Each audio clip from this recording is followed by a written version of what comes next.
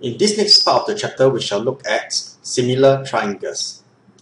If triangle ABC and triangle DEF have the same shape but different size, it means that the corresponding lengths have the same ratio because they have different size, and the corresponding angles are equal because they have the same shape. And we can say that triangle ABC is similar to triangle DEF. When they are similar, angle A will be equals to angle D here because these are the corresponding angles. Angle B will be equals to angle E, and angle C will be equals to angle F. Now, what's about the length AB and DE? Are they equal? No, they are not. Now, what about AC and DF here? Are the lengths the same? No as well. However, the ratio of these two lengths, AB and DE, will be equals to the ratio of these two lengths, AC and DF, which is also equals to the ratio of these two corresponding lengths, BC and EF. And this is what happens when two triangles are similar. The angles will be the same, and the corresponding length will be proportional, or we can say they have the same ratio. So, how do we prove that two triangles are similar? Do we need all 6 pairs of measurement again? No, we only need 3 as well. The first similarity test we can use is angle, angle, angle. As long as we can find 3 corresponding angles that are the same, we can prove that these two triangles ABC and ADE are similar. Do note that there is no symbol to replace the word similar here.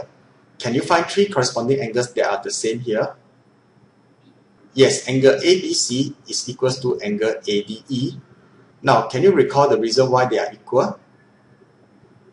Yes, it is because they are corresponding angles. Next, we have angle ACB equals to angle AED.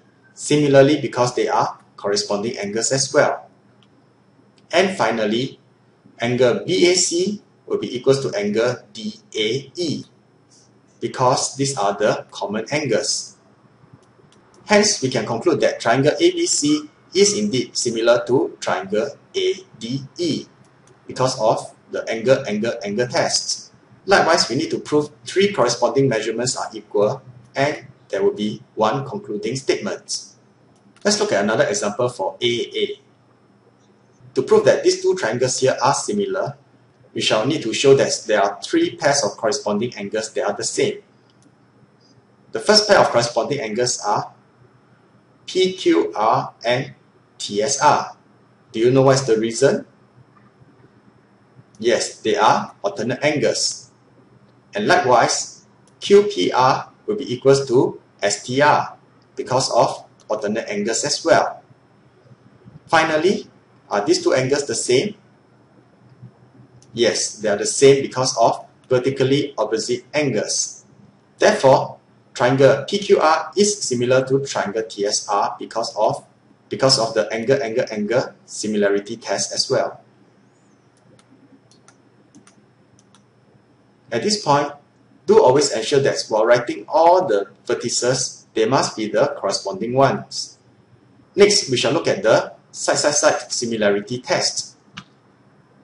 To prove that these 2 triangles are similar, we need to show that the ratio of 3 of the corresponding sides are equal. Now, LM here corresponds to which side? Well, if you are not sure, you can always look at the question here. So LM should correspond to OP. And what is the ratio? It is equals to 5 over 10, which is 1 over 2. Next, Ln over OQ, because these are the 2 corresponding sides, will be equals to 4.5 over 9, which is also equals to half. And finally, Mn over PQ will be equals to 4 over 8, which is equals to half as well. Since the ratio of the 3 corresponding sides are equal, we can conclude that these 2 triangles are similar because of the side-side-side similarity test. For similarity test, remember to use ratio for corresponding length. do not simply write down that they are equal. Instead, you should use the ratio to prove that they are similar. Now, let's look at the last similarity test here, which is SAS. Similar to the congruency test, the angle here must be the included angle. Now, these two angles here are the same because of vertically opposite angles. Now, EG corresponds to which length? Again, if you are not sure, you can always look back to the question here. So, EG over HG will be equals to 4 over 10, which is equals to 2 over 5. Next, FG over IG will be equals to 3 over 7.5, which can be simplified to 2 over 5 as well. And hence we have two sides and an included angle here, and therefore triangle EFG is similar to triangle HIG because of the SAS similarity test. Do again ensure that the angle here is the included angle. Now let us look at this question here. Which similarity test can you use to prove that these two triangles are similar? Now it is very obvious that these two angles are equal, and hence we can write down angle VWX equals to angle VYZ, which is equals to 82 degrees. Now VW corresponds to VY, and VW over VY will be equals to 5 over 7.5, which is 2 over 3. WX corresponds to YX, and the ratio of the corresponding length is also equals to 2 over 3 after simplifying. Since the ratio of these two pairs of corresponding lengths are equal, and we have an angle here which is the included angle, we can conclude that these two triangles are similar because of the SAS similarity test.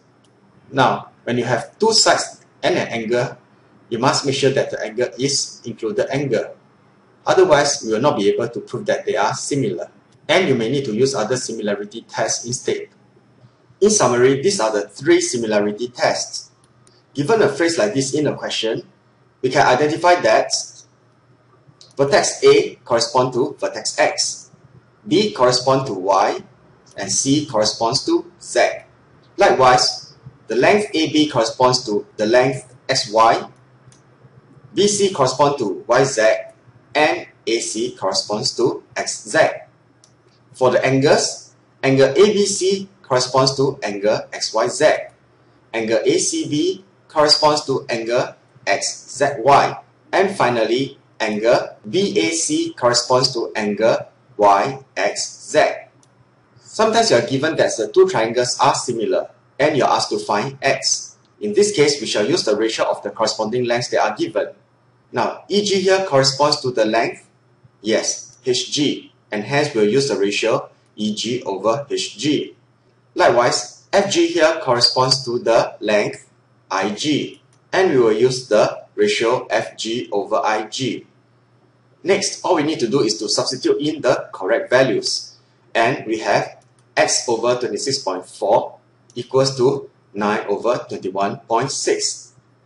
In order to find X, we will multiply both sides by 26.4, and hence we will have X equals to 11. Well, and this concludes this part of the chapter.